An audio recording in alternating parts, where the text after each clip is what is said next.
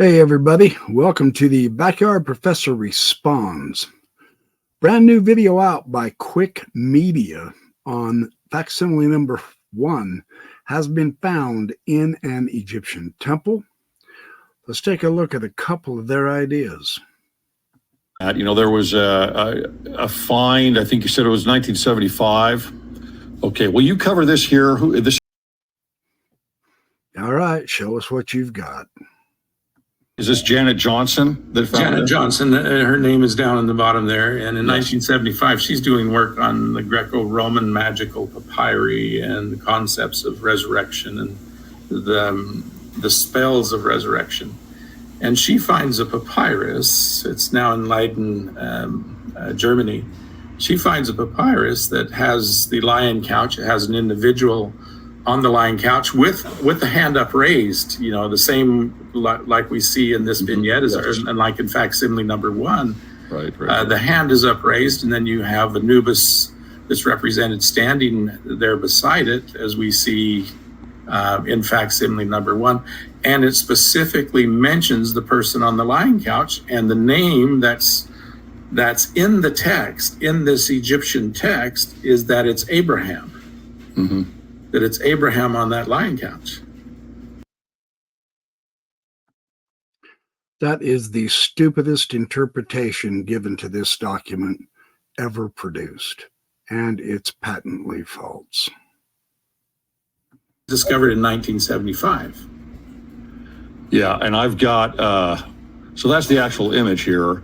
And you can see down here where you have this oval around it here. That is the name Abraham. I think it's actually in a few different languages coming through here. But here you have Osiris with his hand up laying on a lion couch with the name Abraham on the same document. That is incredible.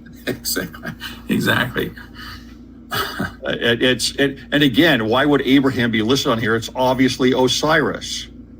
Yeah. Right? In typical Egyptian mythology or tradition, that would be Osiris, but this identifies it as Abraham, just as Joseph Smith does in facsimile number 1. And Joseph says it represents Abraham. Now, Absolutely false. The ridiculousness of this interpretation is inexcusable for an obvious reason. This has been around for decades. This was an argument of John Gee, an LDS Egyptologist in the 1990s, apparently of which these two don't know about. It is an argument which Kerry Mulstein, the other LDS Egyptologist, discussed and shared, just simply taking John's interpretation. And he later had to backpedal and say he misunderstood it, because this has nothing whatsoever to do with Abraham on the lion couch. It is a woman on that couch. It is not a man. And it is in the Greek magical papyri. Now, if these gentlemen were to avail themselves of the translation of the Greek magical papyri, they would grasp the significance, as Robert Rittner, the greatest Egyptologist in the Western Hemisphere while he was alive, has noted that the magic spells also involved the invocation of various kinds of deities and other important names, and the Greek magicians utilized everything in their power.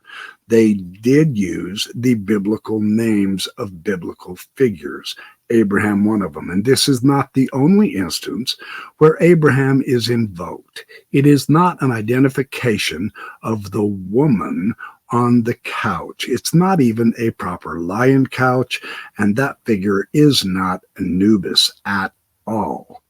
The other astonishing thing is the full historical context of this is embarrassing to these two gentlemen.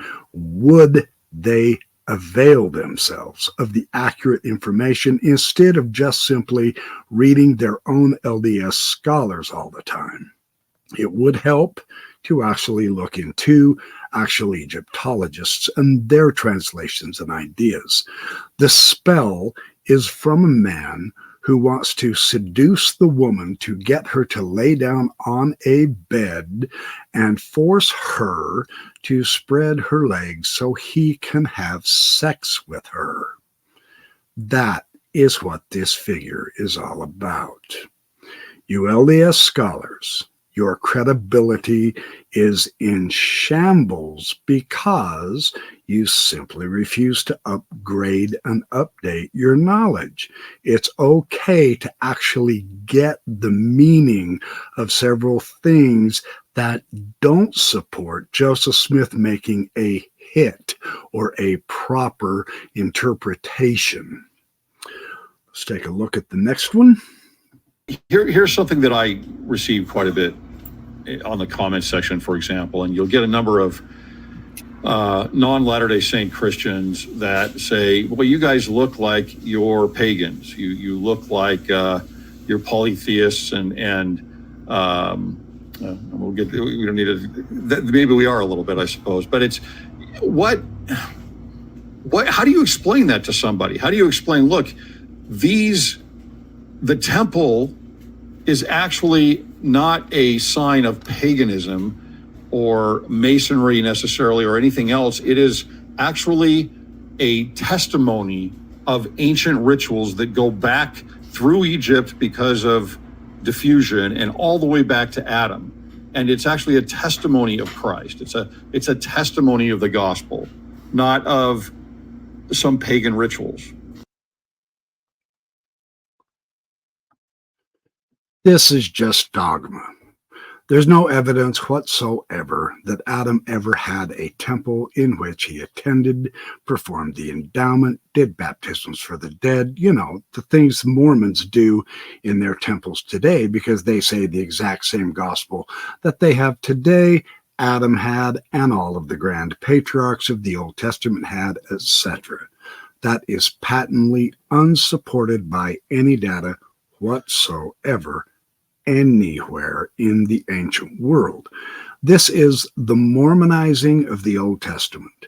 This is the Mormonizing of ancient historical civilizations, the Babylonian, the Mesopotamian, the Sumerian, the Egyptian, however many parallels someone can pull out of context to try to make a congruent story from disparate and unrelated contextual materials, which is precisely Hugh Nibley's methodology in his book, The Message of the Joseph Smith Papyri. These guys think this demonstrates that Joseph Smith gave us a genuine restoration of solid spiritual antiquity. He did not. Of the British Museum, the Middle Eastern collection. He said there was never a people more prepared to accept Christianity than were the ancient Egyptians, because they had all of the right myths, they had all of the right stories. And everything evolves from time through diffusionism. If Adam had the correct religion, if Adam was taught the religion and taught of Christ and taught of the resurrection and taught of the atonement, then that's going to be going down through time. And even Abraham tells us that first Pharaoh was a righteous man and sought earnestly to imitate the order of the religion of the patriarchs in Egypt. He was righteous and he sought earnestly, but over time, that spiritual entropy, that intellectual entropy, that religious entropy is going to set in. It just happens, not just with physical things, but with mental, intellectual, as well as religious. That entropy is there. We can't get away from it. That's why we have dispensations.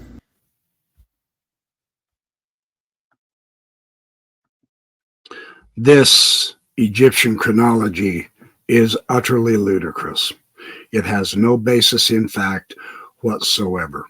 The actual state of the research now, today, has been done mostly by a gentleman named Paul Osborne, wherein he notes the serious chronological problem of the narrative of the Book of Abraham.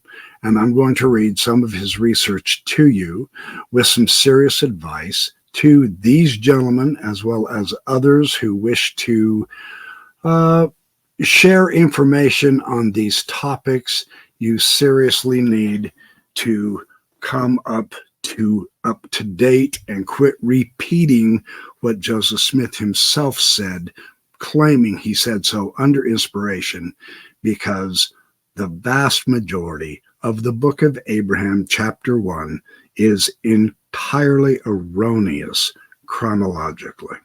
The text of the book of Abraham provides an account of the first Egyptian king so far as Joseph Smith was concerned. The narrative clearly states that Egypt's making began after the flood, when Ham's daughter Egyptus founded the land of Egypt and establishes a new race and government through a line of kings, beginning with her eldest son. Abraham 1:25. Now the first government of Egypt was established by Pharaoh, the eldest son of Egyptus, the daughter of Ham, and it was after the manner of the government of Ham, which was patriarchal. But the core and foundation of the book of Abraham is the opening chapter that gives an erroneous and a false description of how Egypt was founded. Pre-dynastic Egypt, long before Noah's time, thrived and continued until the unification was finally forged under King Menes, and Egypt became a powerful combined nation state under a single banner.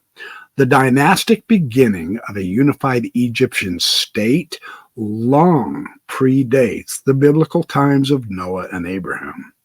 Pre-dynastic Egypt was an ancient civilization before Noah was ever conceived. Furthermore, Nephhotep and her contemporaries were ruling Egypt 1,000 years before Joseph Smith's so-called Queen Egyptus, which is a bogus name, discovered the delta underwater and the preposterous idea of Egypt's founding by a Hamite king named Pharaoh. The whole story is ridiculous. It's absolute fiction. Smith's chronology is inconsistent with actual world history, proven by King's lists and other forms and systems of dating. Smith's so-called 7,000 years of Earth's economy, D&C 77, does not match the historical record. Smith dated Adam at 4000 BC and Noah and Abraham long after that. But we know that according to Egyptology and science, that early dynastic Egypt occurred long before biblical dating of Noah's flood. Contrary to the book of Abraham, Egypt was not founded or established by children of Noah. Dynastic Egypt was thriving and existing long before the biblical flood had occurred, according to the dates of the Hebrew calendar. Smith's D&C revelations concerning the age of human life on earth is also wrong. Pre-dynastic Egypt is ancient compared to Noah's flood, and the Egyptian civilization was thriving long before the myth of Noah was invented. We may safely regard Ham's daughter, or disregard Ham's daughter, and the fictitious name of Egyptus because she did not discover Egypt. This is Smith's tale. To you LDS scholars, do you really believe that the first ruler of Egypt was the grandson of Ham? What about Smith's D&C 77 and biblical chronology of when Noah allegedly lived so that Ham's kids could rule pre-dynastic Egypt? Would you write a paper on that and submit it to your colleagues, to a professional journal, and see what they say? Smith was a literalist, unless he said otherwise by clarifying the meaning of symbolism or some such, and what it represented. Smith absolutely believed in a 4,000-year Bible calendar from Adam to Christ, and D&C 77 affirms that belief. It's imperative to understand that Abraham's time, according to biblical chronology, would have been in or about the 12th dynasty of Egypt. John Gee and Kerry Mulstein, both LDS Egyptologists, knows this. And so they must therefore wrestle with the implications of what this means for the credibility of biblical chronology coupled with Smith's affirmations. The 365 years between the flood and Abraham in Egypt is hardly enough time to account for conventional Egyptian history. Consider how much conventional Egyptian history you would have to cram into that small space because of Smith's chronology. You have all of pre-dynastic Egypt. You have early dynastic Egypt. You have the Old Kingdom. This was the era of the Great Pyramids. And then you have the first intermediate period. Unfortunately for LDS Egyptologists and scholars, they are stuck with an insurmountable problem of how to account for the 4 epochs of Egyptian history into the 365 mere years allotted by biblical chronology. It simply can't be done. It's impossible. Science and Egyptology positively confirm that Egypt's making and these 4 historical periods listed are much longer than what Smith's story would require for Ham to be the father of the Egyptian race. These Egyptian periods exceed 1,000 years, to say nothing of pre-dynastic, let alone prehistoric Egypt. How do we account for the Egyptian periods consisting of pre-dynastic, early dynastic, Old Kingdom, the first intermediate periods having occurred between the time of Ham's progeny discovering the land of Egypt and Abraham sitting on Pharaoh's throne? Good luck with that.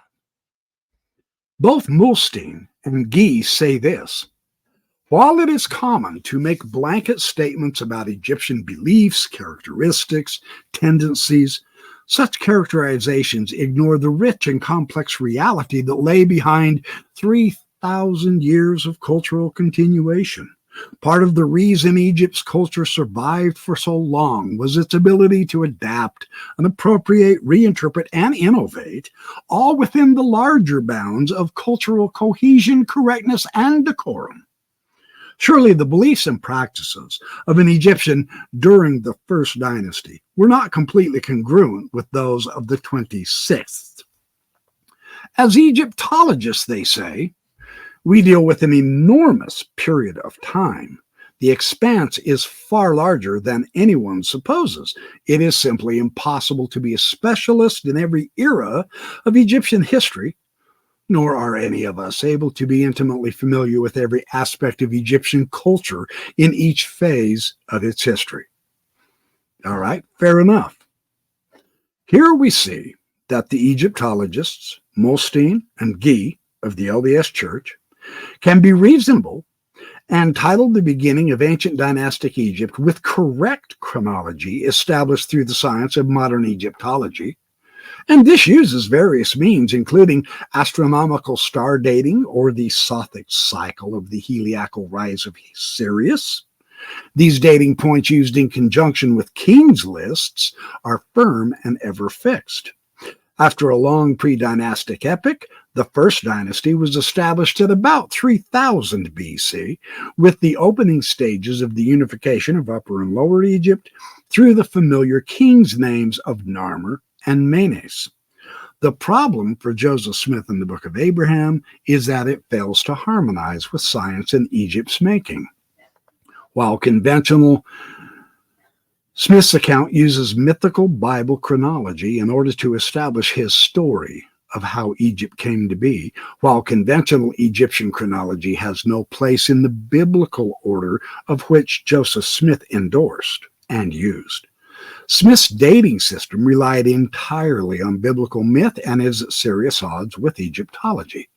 This is the problem for the LDS scholars to solve. The Book of Abraham established the founding of Egypt in the 2400 BC era of Ham's progeny. Mulstein, Guy, and other LDS scholars cannot account for the previous 600, leading to the time when the unification of Upper and Lower Egypt took place. This 600-year discrepancy between the alleged founding in 2400 BC of Egypt by Ham's progeny versus the unification of the First Dynasty in 3000 BC is a colossal error of biblical proportion. And it doesn't even take into consideration the absence of the many hundreds of years of pre-dynastic Egypt or thousands of years of extensive prehistoric Egypt to boot. The church claims that the text of the Book of Abraham is a historical account, and this account takes a genuine history of how Egypt was founded and shares with us. Nothing could be further from the truth. We know by science and Egyptology that Egypt's first dynasty occurred some 600 years prior to the time Noah supposedly unloaded his ark with animals for the New World to feast on. Smith's accounting is fatally flawed. Now, there's no excusing Smith for bad historical information he derived from common knowledge of his day regarding the origin and the rise of ancient Egypt, having sprung from Ham after the deluge of 2300 BC. The entire premise for Smith's work was built upon the claim that he divinely translated Egyptian papyrus written by the hand of Abraham, and that this record confirmed how Egypt came into existence after the flood. This was supposed to be a revelation from God about how Egypt came to be. Joseph Smith simply used what he and his companions knew about Egypt and the Bible and plugged it in to meld what might be acceptable as a reasonable treatise based on a common understanding of the Bible-believing world. And it is stupidly wrong. Instead of just having to figure out how the king's name can somehow be visualized in facsimile number 3, there is no king's name there. They now have to come up with ways to fit all of Egyptian history into a time span after 2300 BC and maintain the integrity of Smith's 4,000 years of Earth history as recorded in the Bible, backed by his own revelations. The cornerstone of the Book of Abraham is shown to be 2300 BC, and everything about Smith's ancient Egypt hangs on that point alone. This brings up many questions that we now have for you LDS scholars, so pay attention. Explain how prehistoric Egypt fits within Smith's 7,000-year time frame and how early dynastic Egypt post-dates Noah's flood. The question, when did Menes and Narmer's unification of Upper and Lower Egypt take place then? When were the Great Pyramids built in relation to the time of Noah's flood? Which pharaoh granted Abraham, vile Asiatic, the right to sit upon his throne? Who was the pharaoh of the Exodus, and how does that dynastic date correspond with biblical chronology? We may assume that Joseph Smith figured the first government of Egypt was originally established at Memphis, Men-Nefer. Well, this ancient city was located on the Nile, deep within the lower region of the Delta near the Great Pyramids. Memphis is dated to the time of the uniting of the governments of Upper and Lower Egypt, 3000 BC, and so it predates the chronology of the biblical flood by 700 years. But to make matters worse for Joseph Smith's so-called first government is that other ancient cities further south, including Nubia, well, these are considered older than Memphis, on the order of 1,000 years. The biblical chronology kept by the Jews becomes worthless because the most ancient regions of Egypt are older than Adam himself. Thus, we know the historical telling of the Book of Abraham is a sham. No amount of Mormon apologetics will convince anyone that Egypt was founded by the Hamites in 2300 BC. Who built the Great Pyramids between 2550 and 2490 BC, before the Hamites even showed up? Who built King Joser's step pyramid at Saqqara about 4,700 years ago?